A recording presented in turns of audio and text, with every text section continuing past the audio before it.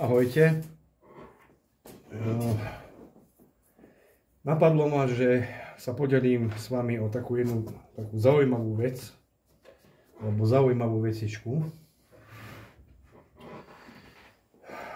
Keď sa pozriete na toto, tak je asi každému jasné, že je to nejaká batéria. Batéria nie je z auta. Toto konkrétne je batéria z kosačky, teda traktorovej kosačky. A rozhodol som sa, že ju idem zazimovať. Sice by som povedal, že celkom pozde, takže sa obávam, že tá batéria bola teraz dlhodobo v zime a neviem, či nebude aj poškodená. Ale je to veľmi dobrý príklad. To znamená, že vytiahol som to momentálne teraz. Ja som počkal asi nejakých 15-20 minút, kým sa trošku zohrie, bola veľmi studená tá batéria. No a teraz taká jedna veľká zaujímavosť. Kúpil som takú srandičku, síce teraz to už pozde hovorím, lebo ja som to kúpil asi pred neviem či 2 mesiacmi. A je to takáto sranda. Takéto niečo. Tí, čo poznáte značku Ultimate Speed, a tu si môžete potom pozrieť nejaké zo štítku, nejaké údaje.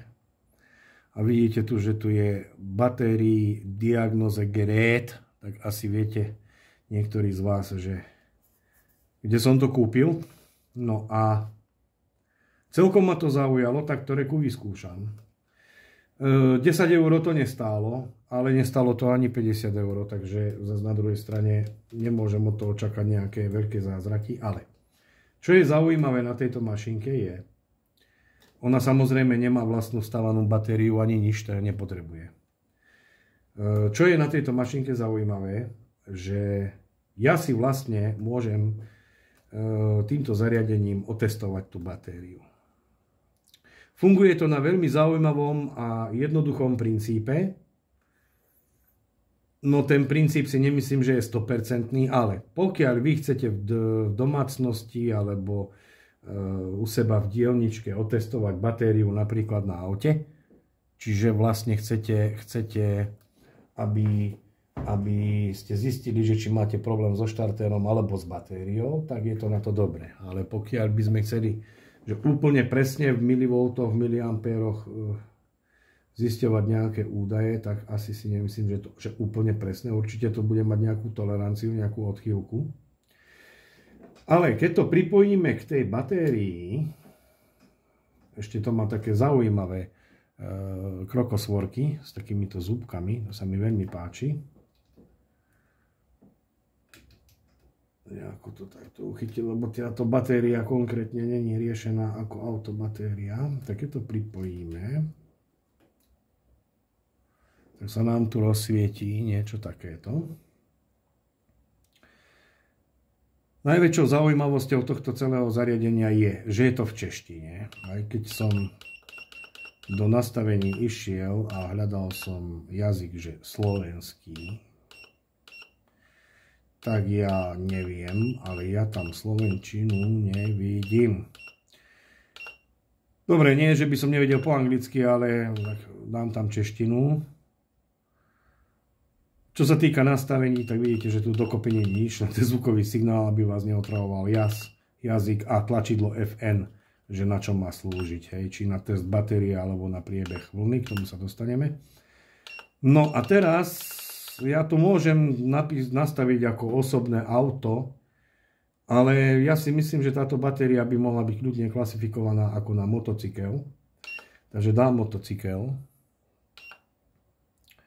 Tu sa ma pýta typ batérie. No, z týchto údajov, ktoré sú na batérii, není napísaný ani jeden z týchto údajov, takže počítam, že normál. Takže dám normál. Norma výroby batérie, tak tá norma je napísaná presne tu, čiže EN. To na každej batérii, ktorú si kúpite, aj na batérii, čo sa týka motorového vozidla, alebo čokoľvek, máte normu EN, takže dáme si normu EN. Hodnotenie batérie, to je tých 200 A, čiže tu je 200, dá sa tu kľudne až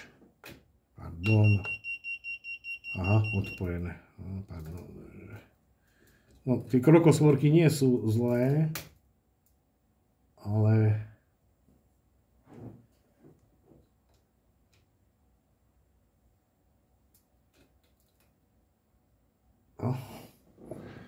tie krokosvorky nie sú zlé, ale na túto batériu je to trošku katastrofa. Takže normál, EN norma, tých noriem, teda hodnotenie, pardon, batérií tu máme až do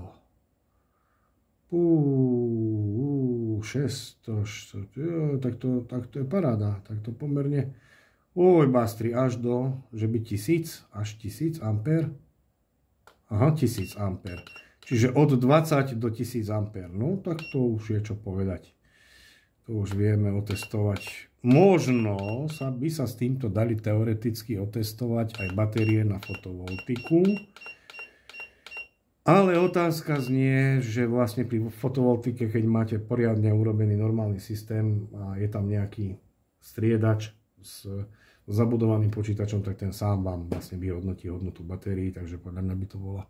No ale na nejaký test, keď kupujete batérie, je to dobré. Takže 200 A dáme OK a momentálne prebieha spracovanie. No a teraz máme takéto hodnotenie. Tu. Je to až úplne dole nejaký QR kód, kde je napísané, že ten test si viete aj QR kódom dostať do mobilného telefónu. No a k týmto údajom, takže máme tu v podstate dva najdôležitejšie údaje a to je SOH a SOC. SOH znamená State of Health a SOC znamená State of Charge. To znamená, že SOH 94%. To je kapacita batérie. Ja som veľmi prekvapený, že táto batéria, ktorá má, no môžem povedať už aj 5 rokov, má stále takúto kapacitu. Hej? Čiže z tých 200 A nameralo 194. Takže vlastne tá batéria má len úbytok nejakých 6% za tých 5-6 rokov. No, bude to asi zrejme tým, že som ju neustále nabíjal, dobre uskladňoval v zime a tak ďalej a tak ďalej. No a state of charge 99% znamená, že je nabitá na 99%. To sa tiež čudujem, lebo skoro 7 dní stála vonka na zime. Ale to je asi podľa mňa výsledok práve toho, že keď je nabitá, tak vydrží. Hej. Potom tu máte nejaké napätie, aké bolo namerané, čiže 12,68 V a odpor batérie je tiež dôležitý, ale práve aj ten odpor je započítaný do výpočtu toho, akú kapacitu zhruba tá batéria môže mať, pretože odpor batérie znamená, že ak je už sulfitovaná alebo sulfatovaná, teraz presne neviem to slovo, tak môže dochádzať ku skratu článkom a tým pádom znižovanie jej kapacity. Takže toto je vlastne odpor medzi tými článkami, čo je 13,82 megaóma, milióma. Hej? Takže vlastne podľa tohto odporu to dokáže zmerať. Uloží to samozrejme. No, potom tu máme test štartéra. Hej? To teraz neotestujem takto, takže dá sa tu aj štartér testovať. Testovanie nabíjania. To znamená, že vám to aj alternátor otestuje a k tomu všetkému máte tu aj osciloskop, ktorý merá napätie na batérii v čase. Hej. Takže toľko k tomu. Neviem, či to stálo 29,90 alebo 34,90, nejak tak. Určite ste väčšina z vás pochopili, že kde som to kúpil. Hej. Ale poviem vám, že na domáce účely zistiť napríklad, že či mám kúpiť novú batériu do auta za 100 €, alebo hľadať chybu v štartéri, je to dobrý pomocník. Lebo ak kúpim baterku za 100 € a zistím, že nakoniec auto aj tak neštartuje, napríklad auto, že je chyba nakoniec v štartéri, čiže tu máte aj test štartéra, tak ja si myslím, že za tie peniaze to stojí, ako si narobiť ešte väčšie problémy. Lebo keby ste to teoreticky nemali, a kúpili by ste novú batériu za 100 € a zistili by ste, že aj štartér je vadný, tak ste vlastne zbytočne kúpili za 100 € batériu a k tomu ešte museli riešiť aj štartér. Takže toto je ja si myslím, že taký malý pomocník, taký malý šetrič peňazí.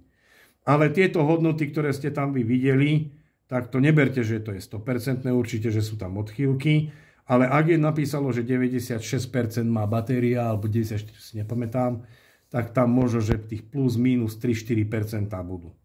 Určite. Hej. No, takže tak. Len tak pre zaujímavosť. Je to dobrá vec, keď to uvidíte v tom obchode, ja by som to veľmi ľahko mohol kľudne odporučiť. Tak ja vám prajem ešte pekný večer. Ahojte.